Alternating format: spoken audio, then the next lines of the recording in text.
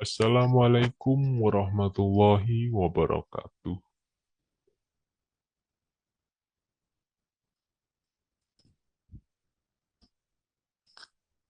Pertama-tama, sebelumnya saya ingin memperkenalkan diri.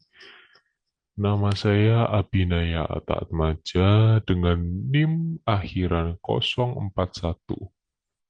Dan di sini saya ingin menyampaikan sebuah materi berdasarkan rujukan materi di video YouTube berupa Alhamdulillah ketika lisan dan hati akhirnya sepakat.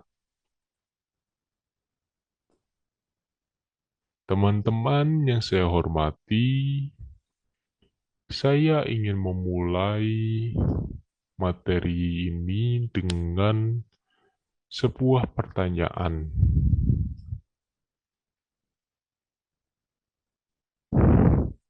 yang mohon maaf, alah, ulang aja. Assalamualaikum warahmatullahi wabarakatuh.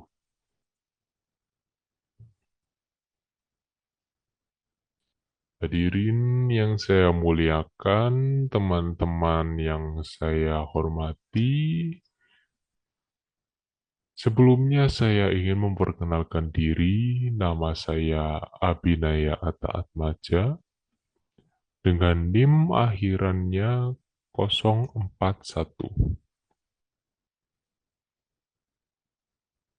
Di sini saya akan membawakan sebuah materi yang berjudul Alhamdulillah, ketika lisan dan hati akhirnya sepakat.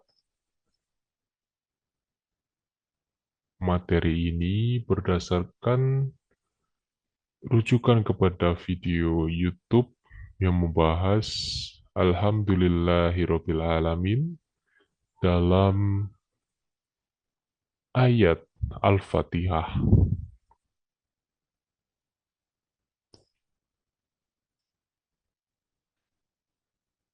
Teman-teman yang saya hormati, saya ingin memulai dengan sebuah pertanyaan yang cukup sederhana.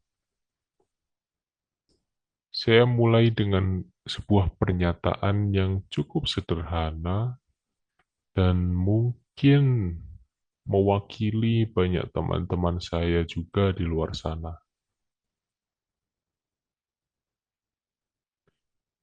Saya ingin mengaku bahwa sebuah kalimat yang sangat pendek, sangat ringan di lidah, tetapi sangat berat di dalam hati. Dan kalimat itu adalah Alhamdulillahirabbil alamin. Selama bertahun-tahun saya mengucapkan kalimat ini dalam sholat. Setiap kali saya membaca Al-Fatihah, otomatis saya membaca Alhamdulillahirabbil alamin. Ketika saya berdoa dan bahkan ketika saya bersin, tentu mengucap Alhamdulillahirabbil alamin. Begitu seringnya, sampai-sampai saya merasa bahwa ini adalah sebuah rekaman otomatis, sebuah refleks ketika saya menengadahkan tangan, saya berdoa, saya membaca Al-Fatihah terlebih dahulu. Ketika saya bersin, saya juga membaca Alhamdulillah. Tapi seakan Alhamdulillah ini adalah ritual yang saya lakukan terus-menerus, tetapi makin lama tergerus artinya dalam hati saya. Mulut saya memang bergerak, tetapi hati saya terasa seperti sedang di tempat lain. Saya berkata, Alhamdulillahirabbil alamin, tetapi saya masih sibuk memikirkan jadwal nanti ada apa saja, apa yang harus saya lakukan, atau bahkan sekedar saya berpikir nanti makan apa ya. Jadi teman-teman yang saya hormati, hari ini saya ingin mengajak diri saya sendiri dan teman-teman sekalian untuk membedah kalimat yang agung ini. Bukan sekedar dibaca, bukan sekedar diucap, tetapi kita harus untuk meresapi.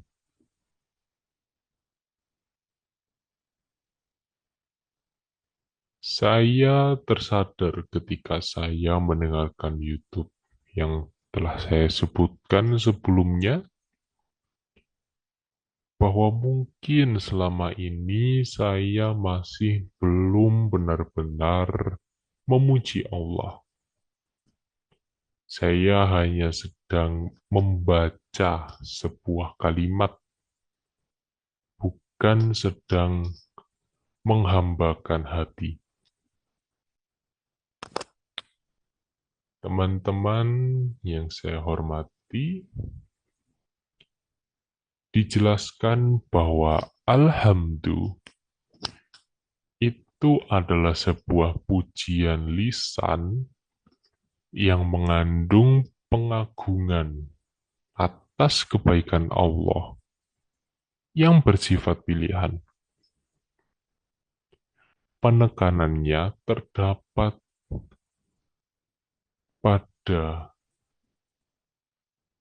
hal yang sangat spesifik, hal yang sangat halus, tetapi mungkin masih seringkali luput dari perhatian orang-orang, atau setidaknya saya sendiri.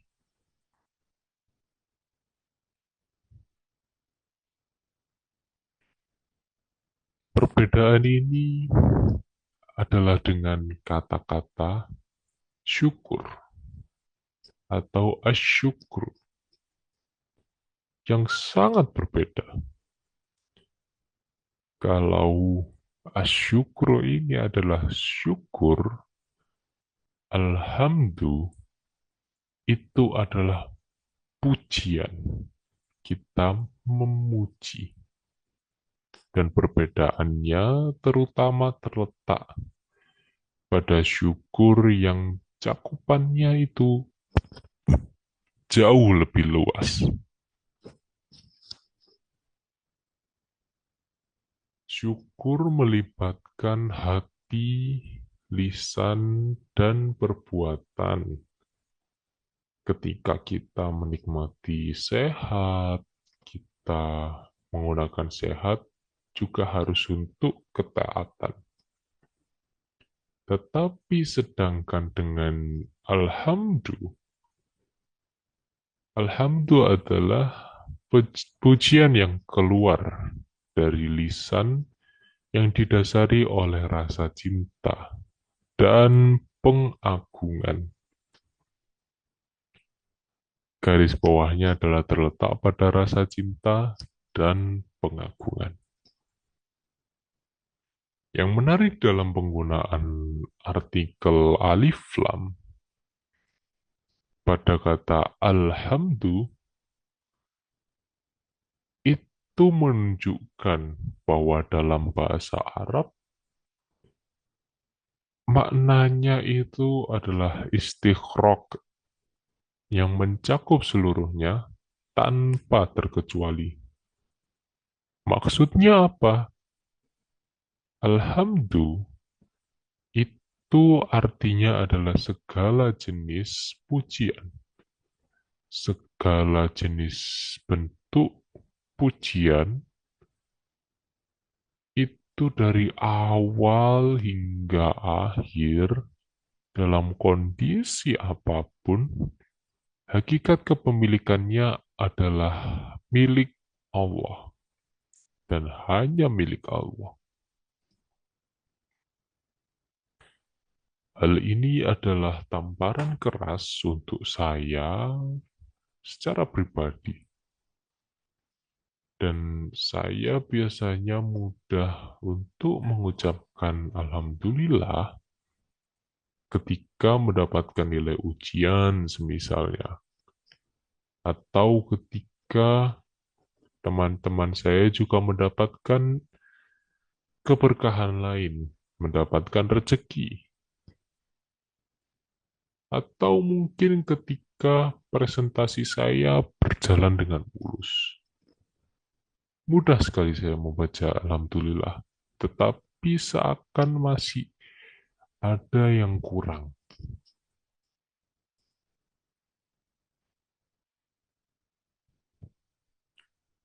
Dan ketika saya pikir-pikir, apakah ketika saya kesulitan, ketika saya mungkin praktikum tidak berjalan dengan lancar, ketika saya berbuat kesalahan, ketika tubuh saya sakit, apakah saya membaca alhamdulillah? Dari situ saya belajar bahwa dalam setiap kejadian, dalam setiap hal yang kita lakukan, baik yang mungkin notabene-nya saya labeli sebagai baik atau buruk, pujian itu harus tetap ada, harus tetap kembali kepada Allah Subhanahu wa Ta'ala. Dan bukan berarti kita memuji atas keburukannya, tetapi kita harus memuji Allah yang memiliki hikmah di balik semua itu. Dan sebagai calon tenaga kesehatan, kita akan sering melihat pasien dalam kondisi terburuk mereka. Jika kita tidak bisa melihat alhamdulillah di dalam setiap skenario, kemungkinan besar kita akan merasa mudah frustrasi.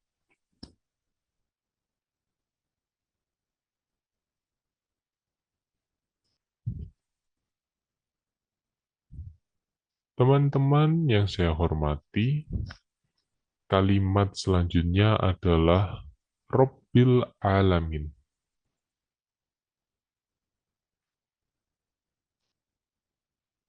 Dan dalam kalimat Rabbil Alamin ini terdapat konsep rububiyah atau Allah sebagai Rob.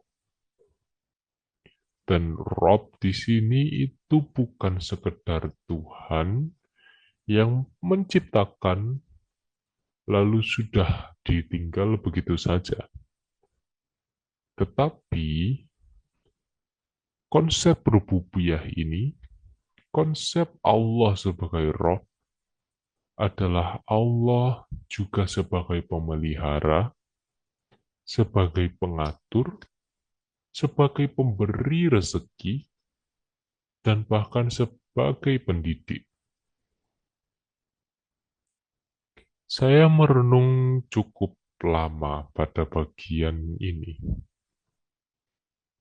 Saya sendiri sebagai mahasiswa, apalagi mahasiswa kesehatan,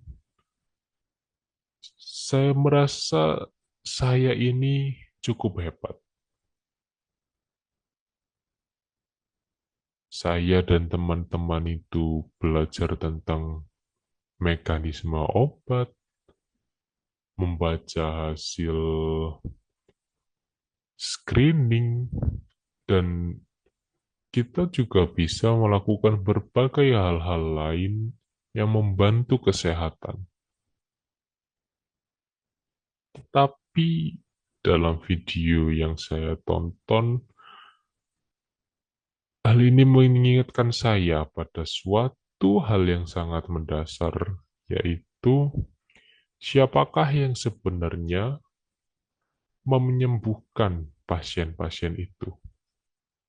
Siapa yang sebenarnya menjaga irama detak jantung agar tetap stabil ketika kita tidur di kamar? Jangankan kepada pasien, yang menjaga jantung agar tetap berirama pada diri saya sendiri, sebenarnya siapa?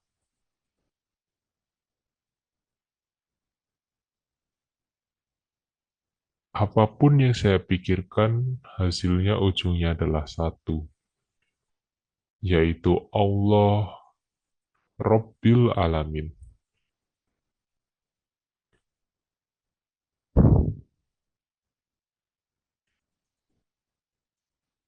Allah Rabbil Alamin ini adalah bentuk jamak pada kata alamin.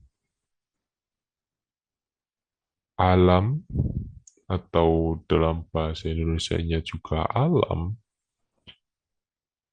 itu mencakup amal amal alam manusia, alam hewan, alam tumbuhan, alam malaikat, alam jin, dan semuanya itu tercakup dalam alamin ini. Dan semua itu, Rob dari semua alam itu adalah Allah Subhanahu wa Ta'ala.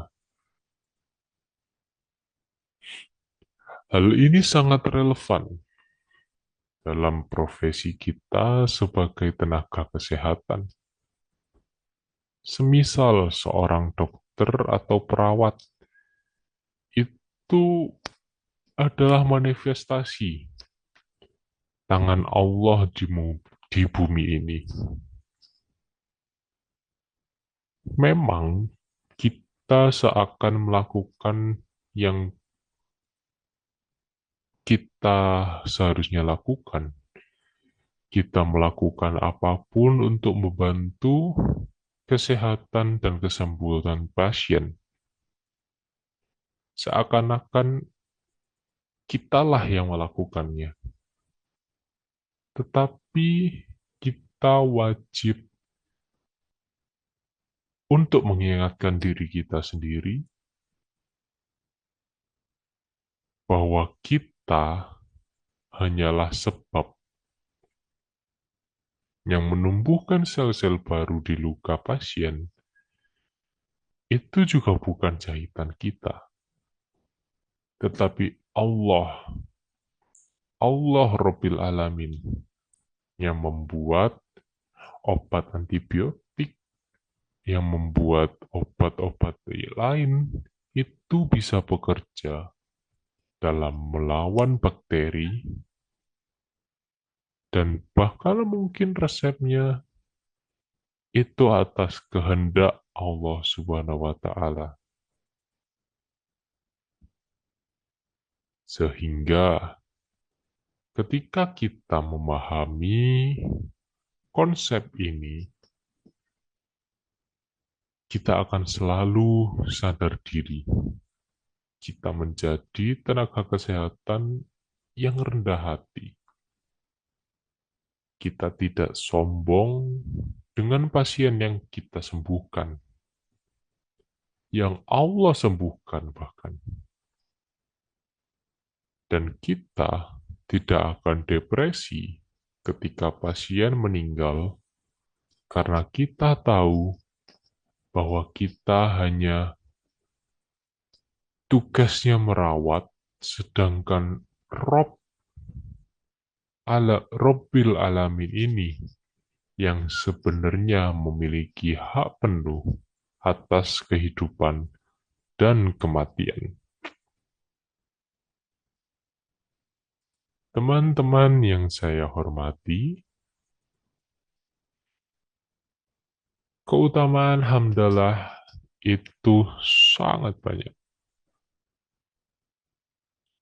Beberapa di antaranya itu adalah sebagai motivasi praktis yang dapat kita butuhkan ketika mungkin padatnya jadwal kuliah dan padatnya jadwal kehidupan kita masing-masing.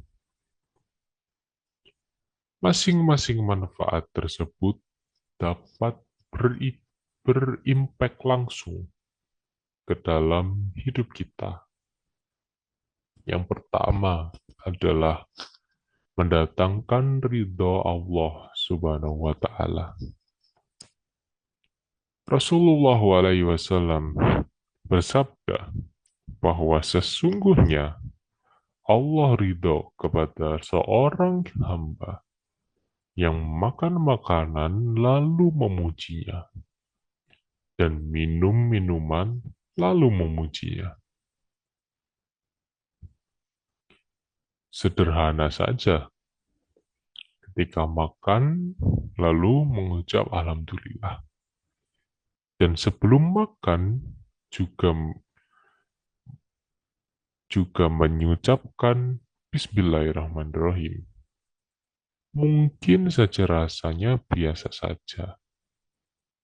Dan ketika kita mengucapkan Alhamdulillah, itu adalah investasi ridho Allah yang terkadang kita terlupa dan mungkin kita terlewat. Kemudian kedua, hamdalah ini bisa menjadi timbangan amal yang berat. Di dalam sebuah hadis disebutkan bahwa Alhamdulillah itu dapat memenuhi timbangan. Timbangan apa dalam konteks ini? Yaitu adalah timbangan pahala kebaikan kita ketika kita nanti berada di akhirat. Berada di Yaumul Mizan. Sehingga bayangkan sebagai calon tenaga kesehatan, kita sibuk dengan amalan fisik yang terlihat, seperti merawat pasien, menyuntik, membersihkan luka. Semuanya memang hebat. Semuanya memang sangat berguna. Dan itu adalah kebaikan-kebaikan yang perlu kita lakukan. Tetapi, jangan lupa bahwa amalan lisan yang ringan seperti Alhamdulillahirrabbilalamin itu adalah salah satu ucapan yang jika tulus diucapkan, itu bisa menjadi pahala yang jauh lebih berat dan memenuhi timbangan daripada lelah dari kita melakukan semua amalan fisik tadi. Teman-teman yang saya hormati, kemudian yang ketiga adalah doa yang terbaik. Nabi Sulaiman alaihi wasallam ketika diberi kerajaan yang sangat luar biasa, luas, indah, dan sebagainya, beliau tidak menambah untuk men- beliau tidak berdoa untuk menambah harta, tetapi beliau berdoa bahwa, "Wahai Robku, ilhamkanlah aku untuk mensyukuri nikmatmu."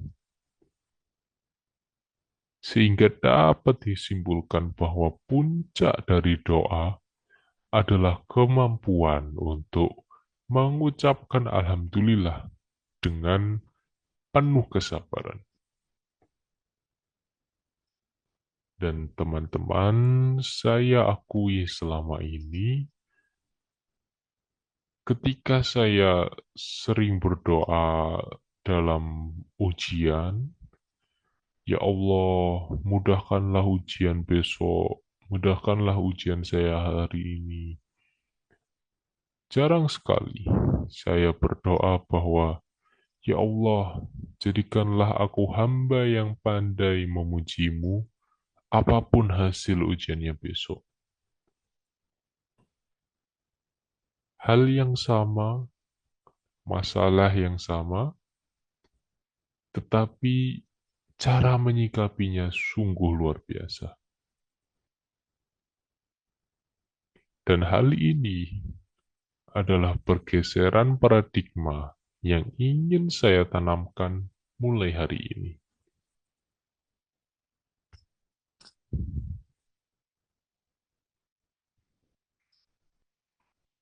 Teman-teman yang saya hormati, selama beberapa menit ini sejatinya adalah waktu untuk diri saya sendiri merenung, dan saya sendiri sangat sering merasa bahwa sholat saya kering.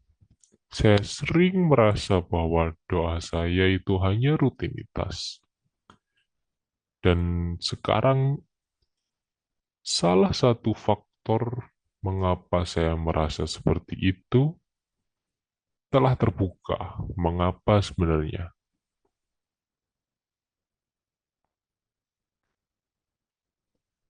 Hal itu mungkin dapat disebabkan karena saya membaca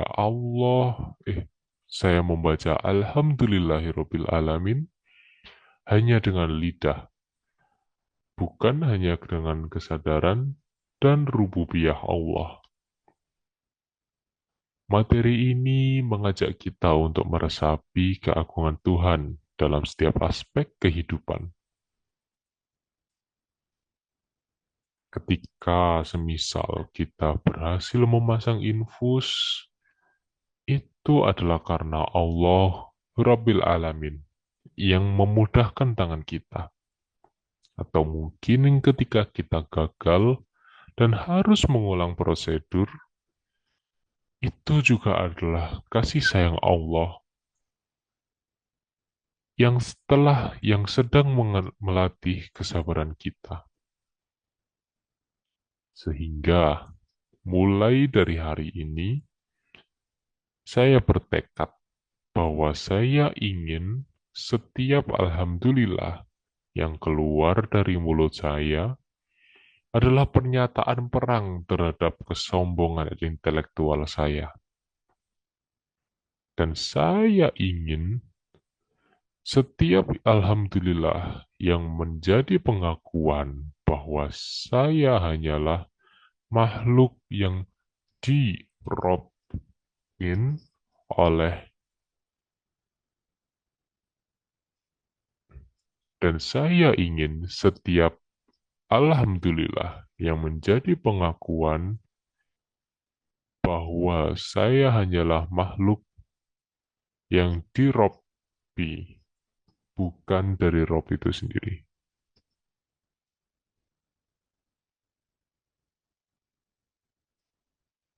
Saya bukanlah Rob yang memiliki segalanya. Saya hanyalah makhluk.